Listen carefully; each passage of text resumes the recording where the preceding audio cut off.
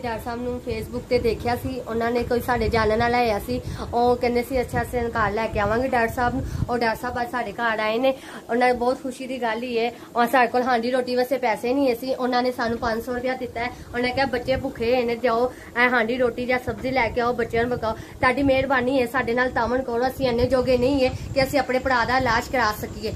बिस्मिल्लाहिर्रहमानिर्रहीम। नाजरीन, मैं हूं डॉक्टर रशीद बरनी और आज मैं एक रिहायशगाह पे मौजूद हूं जहां पर एक जवान बच्चा मोटरसाइकिल से गिरकर और माजूर हुआ है। अच्छा, शुगर का लेवल थोड़ा ज्यादा है, 120 होनी चाहिए, 141 शुगर, इतनी ज्यादा नहीं।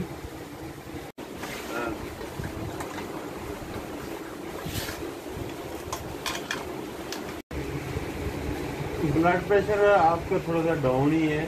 ब्लड दिया था ना मैंने, तो इससे गिरने से पहले, इससे गिरने से पहले ना ब्लड दिया था। ब्लड दिया था, वो तो कोई बात नहीं, ब्लड देने से ना थोड़ी बहुत वीकनेस होती है।